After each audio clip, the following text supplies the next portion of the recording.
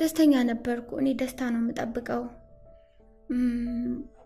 በቃ እስከዛ በነበረው ህይወቴ በጣም ደስተኛ ነበርኩ።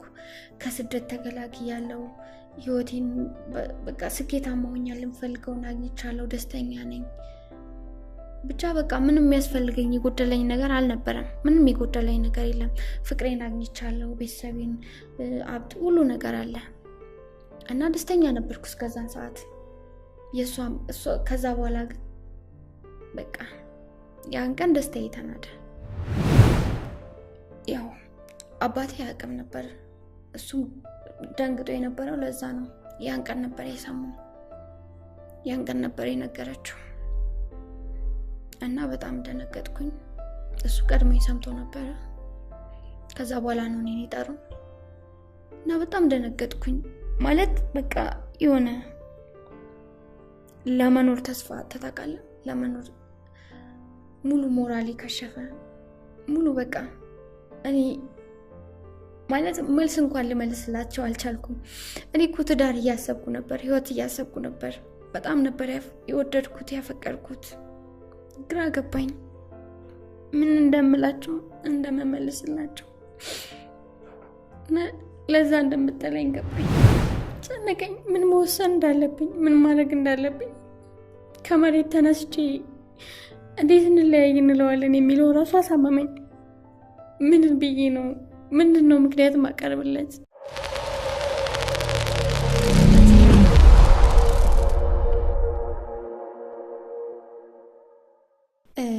ያው ስለጋበዝከኝ ደስ ብሎኛል። በጣም አመሰግናለሁ። ወደዚህ ስመጣ ያው ከራሴ ጋር በጣም ታግዬ ነው የመጣሁት። ማለት መናገር አለብኝ የለብኝም። በኋላ ግን ያው ብነግርህ ሞራልኩና መጣሁኝ። ያው ስለጋበዝከኝ በጣም አመሰግናለሁ። ስለመጣሁ ደስ ብሎኛል። ቴንኪዩ። ወደዚህ ስመጣ በጣም ከራሴ ጋር ታግዬ ብዙ አስቤ ነው የመጣሁት። ማለት በቃ ልናገር አልናገር ብቻ ተጨንቄ ነበረ። ግን ያው ብናገር አንደኛ ለእኔም ጭንቀት ይቀልልኛል የምለውን ሳስብ ደግሞ ወደዚህ መምጣት እንዳለብኝ ተሰማኝና መጣሁ። ምህረት እባላለሁ። ያው የሁላችንም ህይወት የሚጀምረው ከልጅነታችን ነው። እኔም ከልጅነቴ ነው የጀመረው ህይወቴ እስካሁን እስካለሁበት ያለው ከዛ ተያይዞ የመጣ ነው። እዚህም ያመጣኝ ከዛ ጀምሮ የነበረው ህይወቴ ነው። በልጅነቴ በጣም ጥሩ ልጅ ማለት ስነ ምግባር ያላት ልጅ ነበርኩ። ምክንያቱም በቃ እናትና አባቴ በጣም ልዩ ሰዎች ናቸው። በጣም ነው ደስ የሚሉት። በጣም ከምል በላይ እንዴት ላስረዳ። አባቴም ለኛ ብሎ ያልሆነው ነገር የለም። እናቴ ደግሞ ያው የቤት እመቤት ናት። እኛን ማጠብ ምናምን ብዙ ነገር አለ።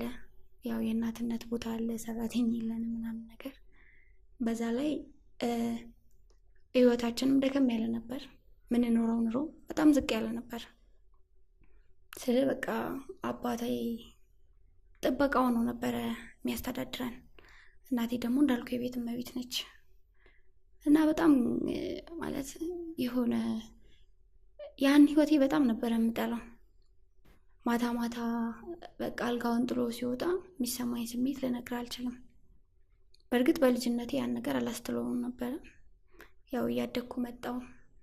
ያኔ በቃ እያመመኝ መጣ። እኔም በጣም ከምል በላይ አባቴ ያው ጎረቤታችን ጋር ነበረ ጥበቃ የሚሰራው። በጣም ባለሀብት ሰዎች ናቸው። ባልና ሚስትና አንድ ወንድ ልጅ አላቸው እና በጣም ባለሀብት ናቸው። በጣም ከምል በላይ እና እኛም እዛው ጎረቤታቸው ነን። የኛ ቤት ደከም ያለ ቆርቆሮ ነው። በጣም ነበር የሚያስጣለው እና ምግብ ሁላ የሚመጣልን የሚገርም ከነሱ ቤት ነበረ።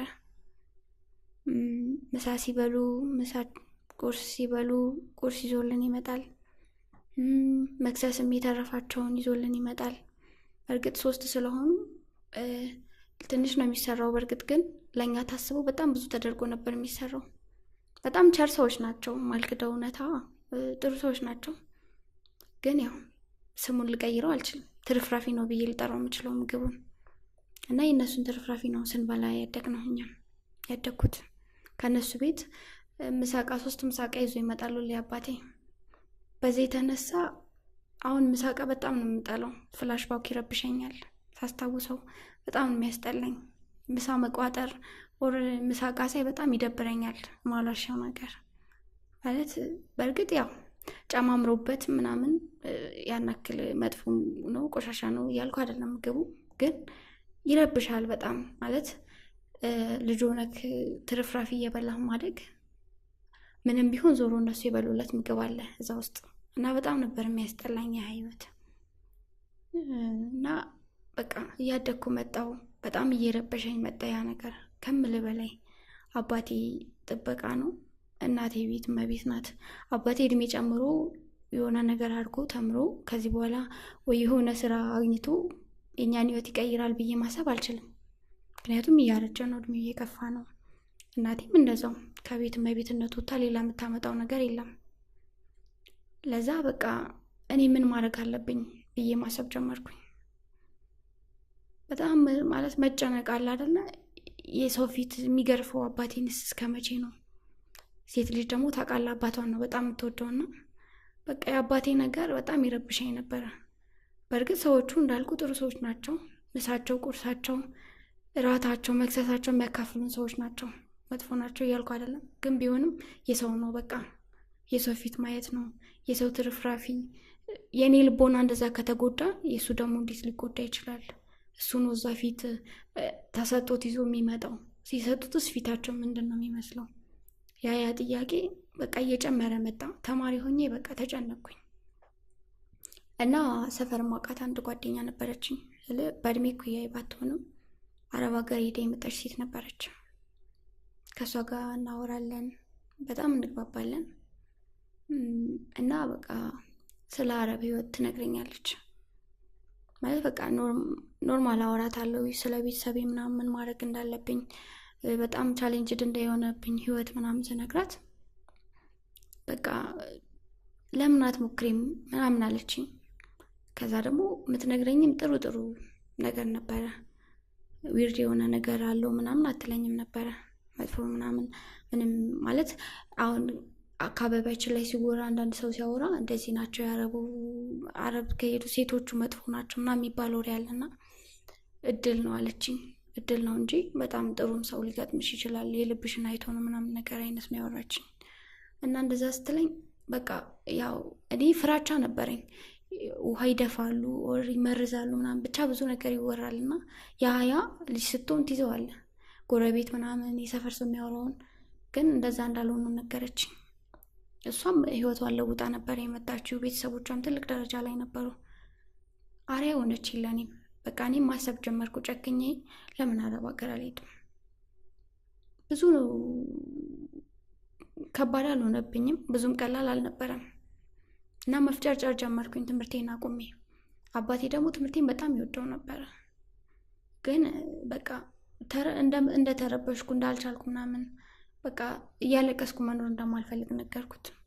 ተምሬም ያው በአጭር ጊዜ ውስጥ የእሱን ህይወት መቀየር እንደማልችል ነገርኩት እና እንደዛ ስነግረው ተስማማ። እሱ ያው ጎረቤት ባለሀብቶቹ እሱ ያለበት ቤት ጎረቤቶቻችንም ብር እንዲያበድሩት ጠየቃቸው እና የተወሰነ ብር አበደሩት። ያው ደሞዝ ያናክልም አይከፈሉም ነበር። ምግብ ከነሱ ቤት ነው ምናምን ብዙ ነገር እና የሆነ ለኪስ እና ለአንዳንድ ነገር ነበር የሚሰጠው። እሱን ታሳቢ አድርገው እነሱም ብር ሰጡትና እኔ ውጭ ሀገር ሄድኩኝ።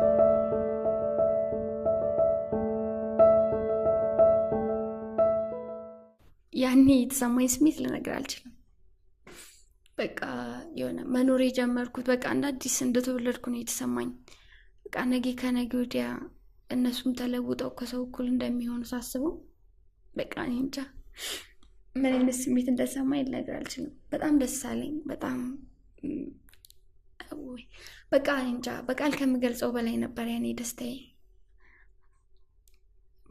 በቃ እንዴት ልንገር፣ በቃ እነሱም በቃ ደስ እያላቸው ነው የሻኙኝ። ማለት ሰሰቱኝ፣ አለቀሱ በጣም ከአይኔ ራሱ አይጠፋም እንዴት እንደሸኝ ሳስበው። እና እኔ ደግሞ ወርከን ግን በቃ የእነሱን ጭንቀት ምናምን ቦታ አልሰጠውትም ነበር። እኔ ማስበው በቃ አቴንድ ማድረገው አንድ ነገር መቼ ነው ከሰው እኩል ማድረጋቸው፣ መቼ ነው ከዚህ ትርፍራፊ ምግብ ከመቀበል ወጥተው ሰጪ የሚሆኑት የሚለውን ነበረ። እናም በቃ ሄድኩኝ። ከዛ የአረብ ሀገር ህይወት ጀመረ። የሄድኩባቸው ሰዎች በቃ በጣም ጥሩ ሰዎች ነበሩ ከምል በላይ። እና ጥሩ ሰዎች ስለነበሩ ምንም ተናላል። ግን ከእናት አባቴ ቤት ወጥቼ አላውቅም። ያ ደግሞ በቃ እንዴት ከብዶኝ እንደነበር ልነግር አልችልም። አሁን ራሱ ሳስበው በጣም በቃ እንዴት ልበል፣ በዛ ላይ ቋንቋ አልችልም ምናምን። ከዛ የሰው ፊት ማየት አልለመድኩም። በቃ ኢቭን በቃ በሆነ መንገድ መግባባት አንችልም። የሆነ ስለአንተ እያወሩ ነው ይመስልሃል ምናምን፣ ብዙ ጭንቀት አለው። ከዛ በቃ ከእናቴ ቤት ወጥቼ አላውቅም፣ ከአባቴ ፊት እርቄ አላውቅም። ኢቭን ዘመድ ጋር ራሱ ሲሄድ አለቅስ ነበረና እዛ ሆኜ በቃ አልቻልኩም። ጭንቀት በጣም ይጨንቀኛል። ማውራው ሰው የለም ምናምን። ከስንት አንዴ ነው አባቴን በጎረቤታችን ስልክ ማገኘው። እና በቃ በጣም ከምል በላይ ከበደኝ። ግን በቃ ምንድነው ማስበው ያ የሄድኩለትን ምክንያት እሱን ማሰብ ጀመርኩ። አባቴም አይዞሽ በርቺ ምናምን በቃ የሆነ በቃ እስከመመለስም አስቤ፣ ግን በቃ እሱን በርቺ ምናምን ሲለኝ ከዛ ደግሞ ለመድኩት። በቃ ስራዬ ላይ ፎከስ አደረኩ ምናምን ነገር። ከዛም በቃ እያለ ቀጠለ። ቆየው ትንሽ ጊዜ። ከዛ አንድ የሚገርም ነገር ተከሰተ። ማለት እኔ እንጃ አስቤው አላውቅም። ታውቃለህ ማለት በቃ ያልጠበኩት ነገር ነበረ። ስልኬ ጠራ። አዎ ሁሌም ይጠራል። ቤተሰብ ይደውልልኛል አንዳንዴ፣ አባቴ እናቴ። በተለይ ደግሞ ራሴ ነኝ የምደውልላቸው። ማለት ወደ ውጭም ያናክል መደወል ስለማይችሉ እኔ ሲመቸኝ ነው የምደውልላቸው። እና አንድ ቀን በቃ ስልኬ ጠራ። ደነገጥኩ። ማለት አልጠበቅኩም ጭራሽ። ማነው? ጎረቤታችን ነበረ። የጎረቤታችን ልጅ ማለት የባለ ሀብቱ ልጅ፣ አባቴ የሚሰራበት ቤት ልጅ። አንተዋወቅም ብዙም፣ ማለት ላይን ነው የምንተዋወቀው። አባቴን ስፈልግ በቃ አባቴን ለመጥራት ለሆነ ጉዳይ ሲሄድ ምናምን እና አንዳንዴ ሰፈር ላይ ማለት የሀብታም ልጅ ነው፣ ብዙ ጊዜ ውጭ አይገኝም ምናምን። እና አንዳንዴ መንገድ ላይ ከተገናኘን ወይ አባቴ ልጠራ እንዳልኩት እንጂ ተገናኝተንም አናውቅም። ያኔ ግን ድሮ ስለ ምግባር ነው ያለው። ሰላም ይለኛል፣ በርቀት ሰላም እንባባላለን። ግን በቃ ሲደውል ገረመኝ። አባቴ የሚደወለ መሰለኝ፣ ስልኩ ስለነበረኝ አባቴ ደወለ ነበረኝ መሰለኝ። ከዛ በኋላ ግን እሱ ነው። አቤት አልኩት። ሰላም ነው ምናምን ነገር አለ። አወራን። በቃ ማመን አልቻልኩም። ጠፋሽ ምናምን ገረመኝ በጣም ከምል በላይ። ማለት የኔ መጥፋት ከቤተሰቦች ውጭ የሚያሳስበው ሰው እንዳለ ስሰማ በጣም ገረመኝ በእውነት። በተለይ እሱ ማለት እኔ እንጃ በምንም ታምር ያስበኛል ብዬ አላስብም። በምንም አንገናኝም። አሁን ውጭ ስለሄድኩ ነው ምናምን የሚለው አሰብኩ። ማለት ቢሄድም እሱ እዛ ሆኖ ይበልጠኛል። ብዙ ነገር አላቸው። አዲስ አበባ ውስጥ ዘና ብለው ነው የሚኖሩት ምናምን ነገር። እኔ ልፈልግ የሄድኩት ህይወት እነሱ መጀመሪያም አላቸውና እንዴት በቃ ከራሴ ጋር እየታገልኩ በቃ አወራሁት። ያን ሰሞን ማውራት ጀመረን ምናምን በቃ እናውራ ምናምን አለኝ። እኔም በዛ ላይ ብቸኝነት እየተሰማኝ ነበረ። እዛ የሆነ ማውቀው ሰው የለም ምናምን። እና ማዘርም ፋዘርም አልፎ አልፎ ነው ማውራቸው። ይጨንቀኛል፣ ሁሌ ሳወራቸው ይናፍቁኛል። እና በቃ ሙሉ ጊዜ ደግሞ ከሱ ጋር ሆነ። በቃ የሚመቸኝ ሰዓት ነግሬው በየቀኑ የሆነ ሰዓት ላይ ረጅም ሰዓት እናወራለን። ደስተኛ መሆን ጀመርኩ በሱ። በጣም በጣም ጥሩ ልብ ያለው አይነት ሰው መሰለኝ። ግን ሙሉ ላምነው አልቻልኩም። ምክንያቱም ደረጃችን አይገናኝም። እኔ እነሱን ማስታውሳቸው አባቴ በሚያመጣው ትርፍራፊ ነው። ጥሩ ትውስታ የለኝም ውስጤ ለነሱ። የሱ ትርፍራፊ እየበላው ነበረ የምኖረው ምናምን ነገር። እሱን ሳስበው ደግሞ ይደብረኛል። ማለት ከኔ ምን ፈልጎ ነው ይሄ ልጅ? የምር ወዶኝ ነው? ላምነው አልቻልኩም። ግን በቃ ያን ያክል ስለ ፍቅር ዲቴል እያወራን አልነበረም። ግን በቃ ኮንታክታችን ሀይ ሆነ። በጣም ማውራት ምናምን፣ በጣም መግባባት፣ ብቻ ብዙ ከኔ ጋር ሌላ ነገር ያስባል ልለው አልቻልኩም። ከኔ ጋር ሌላ ነገር ማሰቡን ማለት ነው ማመንም መልመድም አልቻልኩም። ከዛ ጭራሽ በቃ ጠፎ እኔ አንዳንዴ ስልክ ሳላነሳለት ምናምን ስቀር አባቱም መደወል ጀመረ። እንዴት ነሽ ምናምን ልጄ ምናምን፣ ባለሀብቱ ማለት ነው። እና እሱም መደወል ጀመረ ከልጁን ስልክ ሳላነሳለት ስቀር። በቃ በጣም ገረሙኝ፣ በጣም ከምልህ በላይ።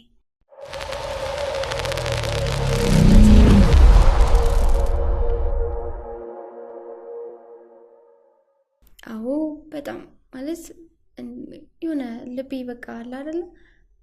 ከዛ በፊት ሪሌሽንሺፕ አልነበረኝም ምናምን ነገር። እኔ የማስበው አንድ ነገር ቤተሰቦቼን መቀየር እንጂ እንደዚህ አይነት ህይወት ላይ መግባት አልነበረም። ለዛው በጣም ለሱ ግን የሆነ ያልጠበቁት አይነት ስሜት ይሆናል አይደለ። የፍቅር ስሜት ተሰማኝ። በጣም እየወደድኩት መጣሁ እና እሱን ማግኘት፣ ማቀፍ፣ ፊት ለፊት ማውራት ምናምን የሚሉት ነገሮች በቃ ውስጤ ጥያቄ እያስነሱ መጡ። በቃ አለ አይደለ የሆነ የናፍቆት ስሜት። አፍቅረ ካወቅ ታውቀዋለህ መቼም። እና በቃ የእርቀት ፍቅር ሲሆን ደግሞ በጣም ይከብዳል። ያን ሰው አለማየት፣ ያን ሰው እያየክ ያለ ማውራት ምናምን። እና በቃ በጣም ናፈቀኝ። እና ያው አባቱም በዛ በኩል ያበረታቱኛል ማለት በቃ እንዳምንበት አደረጉኝ፣ ኮንፊደንስ ሰጡኝ። በቃ ልጄ፣ እርሳቸውም ልጄ ብለው ነው የሚያወሩኝ። እና በቃ ልጄ ከእርሳቸው መስማቴ ራሱ እንደውም ለመጀመሪያ ቀን ልጄ ምናምን ብለው ሲያወሩኝ እኔ የተሰማኝ ስሜት ሊነግር አልችልም። ማለት ተስፋ ሰጡኝ፣ ልጁ እንደሚያስበኝ፣ ልጃቸው በቃ እንደነገራቸው። በቃ ውስጤ ምንድነው ኢማጂን ማድረገው እሱን አገባዋለሁ። የምር ቤተሰቦቹም አምነው ወደውኛል። በቃ ደስተኛ፣ በጣም ከምል በላይ ደስተኛ ሆንኩኝ። እና በቃ አሁን እዚህ ያለኝን ነገር ጨርሻለሁ፣ ለምን አልሄድም ወደሚለው ሀሳብ ገባሁ። ማለት በቃ እዛ ጋር የተስተካከለ ህይወት እየጠበቀኝ ነው ብዬ 100% አመንኩኝ። ማለት በቃ ሲሄድ እሱ ያገባኛል። የቤተሰቦቼን ህይወትም በፈለግኩት መንገድ ቀይሬያለሁ። ማለት በቃ በምችለው መጠን እያደረኩ ነው፣ አደርጋለሁ። ከሱ ጋር ኮንኩ ደግሞ የበለጠ ስኬታማ እሆናለሁ ብዬ አመንኩ። እና በቃ ስደት ይበቃኛል ብዬ ወደ ማመን ገባሁ። ወደ አዲስ አበባ ለመግባት፣ ወደ ሀገሬ ለመመለስ። የሚገርም ቤተሰቦቼን እንኳን አላማከርኳቸውም እንደዚህ ብዬ። በቃ እኔ የምፈልገው ነገር ስላገኘው እነሱም ዞሮ ነይ ያሉኝ ስለነበር መጀመሪያውንም፣ ግን የእነሱ ተቀባይነት አልነበረውም። እውነት ለመናገር እኔ ጋር የእናት አባቴ ተቀባይነት አልነበረውም። የእሱ ነው ተቀባይነት ያገኘው። እሱም ነይ ምናምን ሲለኝ በቃ አልቻልኩም። በጣም አምኖበት ነው ያለኝ። በቃ ለትዳር ዝግጁ ነው እሱም ብዬ አመንኩ። እኔም እዛ እድሜን መጨረስ አልፈለግኩም። ከዛ በቃ ወደ አዲስ አበባ ለመመለስ ወሰንኩ። በቃ አንድ ትንሽ ሲቀረኝ 2-3 ቀን ሲቀረኝ ነገርኳቸው ለእናማዘር። ከዛ በቃ አሰብኩት እዛ ሄጄ እንደዛ በወጣውበት በሚያስጠላ ቤት፣ እዛ ፍርፋሪ በምበላበት የነበረው ቤት በቃ ደስተኛ ሆኜ ስገባ እዛው ተጋግሮ እዛው ተሰርቶ ባይኔ እያየው ንጹህ ቦታ ላይ ሄጄ ስቀመጥ ምናምን ነገር ሳልኩት በጣም ደስተኛ ሆኜ። ማለት ቤታችን ሶፋ ሁላ አልነበረውም እና እዛ ቤት ውስጥ ሶፋ አይቼ ያ ቆርቆሮ ቤት ተቀይሮ ምናምን እዛ ለማየት ራሱ ቸኮልኩና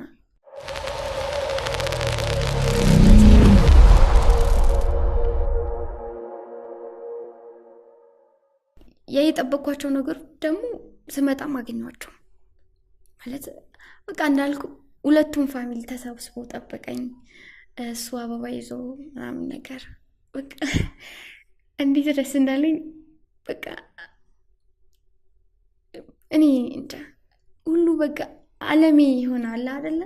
ሌላ ዓለም ውስጥ የገባው ሌላ ዓለም ታየኝ። በቃ ደስታ፣ ተስፋ በቃ የሆነ ዓለም ታየኝ። በጣም ደስተኛ ሆንኩኝ እንደዛ ሳያቸው ምናምን ነገር እናት አባቴ የእሱ እናት አባት እዛ ሳያቸው በቃ ምን እንደተሰማኝ ልነግርህ አልችልም።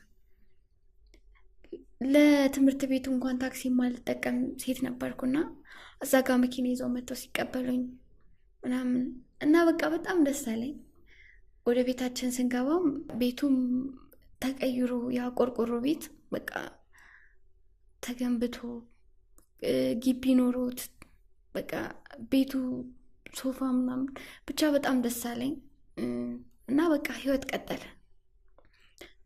ያ ያፈቀርኩትም ሰው በቃ እሱን ማግኘት ጀመርኩ። ፊት ለፊት አገኘሁት። ከዛ በቃ ከእሱ ጋር መግባባት፣ ተገናኝቶ ማውራት መጣ።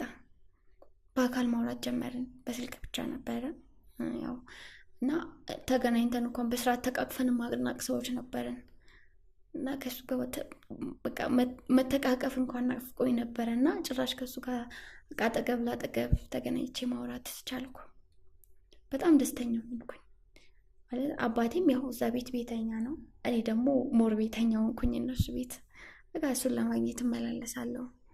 አባቱን በጣም ይወዱኛል፣ በጣም ከምል በላይ እና በቃ ልጄ ብለው ነው ሁላ የሚጠሩኝ፣ በስሜም አይጠሩኝም እና በቃ እኔም እነሱ ቤት የሚሄደው ምናምን ነገር ለእናቴ ለአባቴ ግን አልነገርኳቸውም ነበር ሌላ ነገር እንዳለ።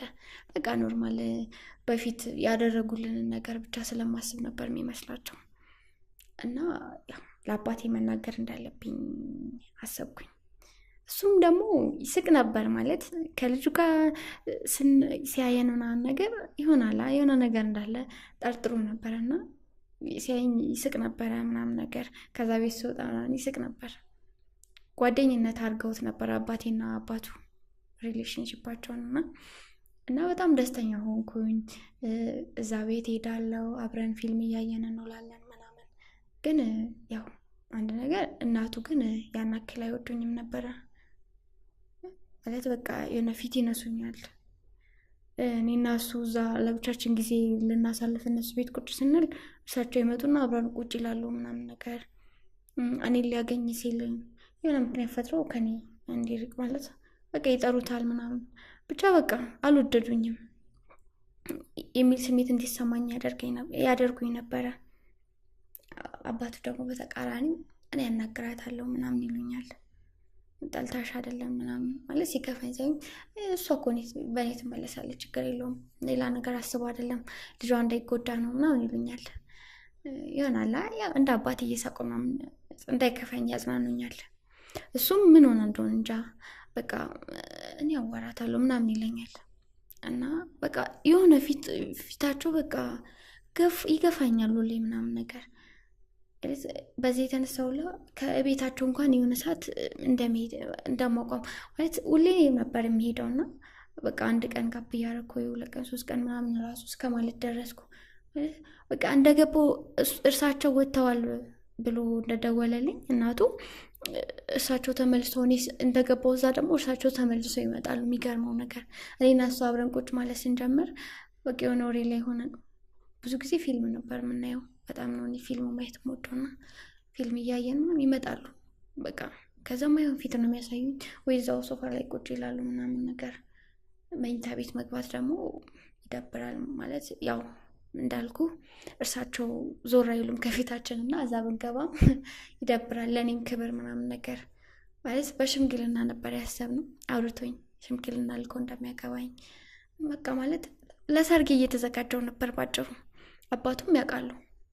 እናትየው ግን ማለት ገና አባትየው እያግባባት ነበረና ያን ያክል እንትን አላለችም ነበር፣ አላመነችበትም።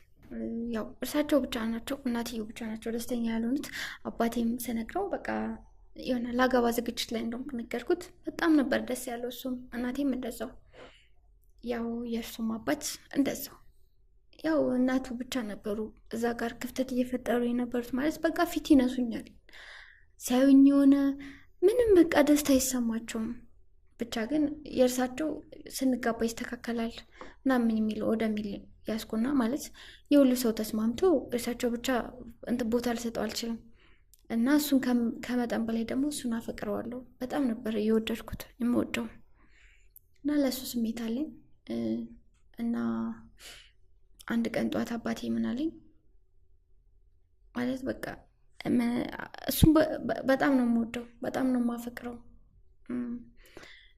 ይሆናል አይደለ አምኜበት ነበር ህይወቴ ባል ይሆናል ብዬ ብዙ ላይፎች አሳለፍን ከመጣው በኋላ በቃ በጣም ደስተኛ ያደረገኝ ሰው ነው ህይወቴ ውስጥ ማልገደው ነገር።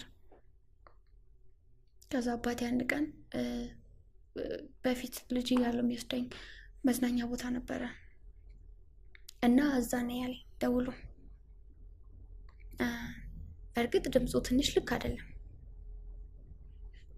ያው ግን ሊያወራኝ የሚችለው ደግሞ እኔ ምንድነው የምገምተው እዛ ቦታ ሲጠራኝ አንድ ሰው ስኬታማ ሲሆን ስኬታማ ያልሆነበት ቦታ የሚሄደው አሁንም ለስኬቱ ነው ማለት።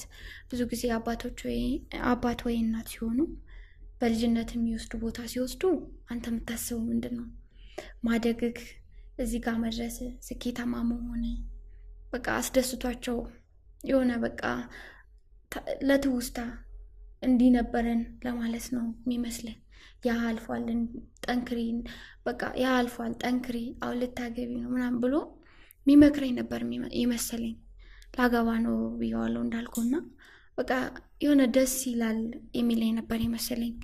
ደስ ብሎት በቃ አለ አይደለ የሆነ ሌላ ሊመክረኝ ሴቱኝ ምናምን አለ አይደል ብዙ ነገሮች ብቻ እንደዛ አንድ አባት ሊመክረኝ ነበር ይመስለኝ። ግን ትንሽ በቃ ሄድኩኝ፣ ትንሽ ተቀመጥን፣ ደህና ነኝ ምናምን አልኩት። አዎ ደህና ነኝ ምናምን እያለኝ ግን ፊቱን ሳይሆን በጣም ተረብሿል። እኔ ያሰብኩት ያ ነው በቃ ስለ ደስታ ነው። ግን ያው በቃ እዛ ትውስታው ረብሾት ሊሆን ይችላል፣ የኔ ማደግ አስደስቶት ሊሆን ይችላል። አባት ሊቆጣጠር ከሚችለው በላይ ሆኝበት ሊሆን ይችላል ምናምን ብዬ አሰብኩ። ማለት ደስተኛ ሆኖ ነው በቃ ብዬ ነው ያሰብኩት በለውጣችን በስኬታችን። ግን የማፈቅረው ሰው እናት ማለት መጣች በቃ እዛ ግራ ገባኝ። የሆነ ያው እንዳልኩ ኮስታራ ነች፣ ተኮሳትራ መጣ ቁጭ አለች። ማለት ደስተኛ ነበርኩ እኔ፣ ደስታ ነው የምጠብቀው። በቃ እስከዛ በነበረው ህይወቴ በጣም ደስተኛ ነበርኩ። ከስደት ተገላግያለሁ፣ ህይወቴን በቃ ስኬታማ ሆኛለሁ፣ የምፈልገውን አግኝቻለሁ፣ ደስተኛ ነኝ። ብቻ በቃ ምንም የሚያስፈልገኝ የጎደለኝ ነገር አልነበረም። ምንም የጎደለኝ ነገር የለም። ፍቅሬን አግኝቻለሁ፣ ቤተሰቤን፣ ሀብት፣ ሁሉ ነገር አለ እና ደስተኛ ነበርኩ እስከዛን ሰዓት። ከዛ በኋላ ግን በቃ ያን ቀን ደስታዬ ተናደ። የማፈቅረው ሰው ማለት ላገባው ያልኩት በቃ እኔ እንጃ የምወደው ሰው ወንድምሽ ነው ተባልኩ። ያው አባቴ ያውቅም ነበር፣ እሱም ደንግጦ የነበረው ለዛ ነው። ያን ቀን ነበር የሰማው፣ ያን ቀን ነበር የነገረችው እና በጣም ደነገጥኩኝ። እሱ ቀድሞ ሰምቶ ነበር። ከዛ በኋላ ነው እኔን የጠሩኝ እና በጣም ደነገጥኩኝ። ማለት በቃ የሆነ ለመኖር ተስፋ ተታቃለ፣ ለመኖር ሙሉ ሞራሊ ከሸፈ፣ ሙሉ በቃ እኔ ማለት መልስ እንኳን ልመልስላቸው አልቻልኩም። እኔ እኮ ትዳር እያሰብኩ ነበር፣ ህይወት እያሰብኩ ነበር።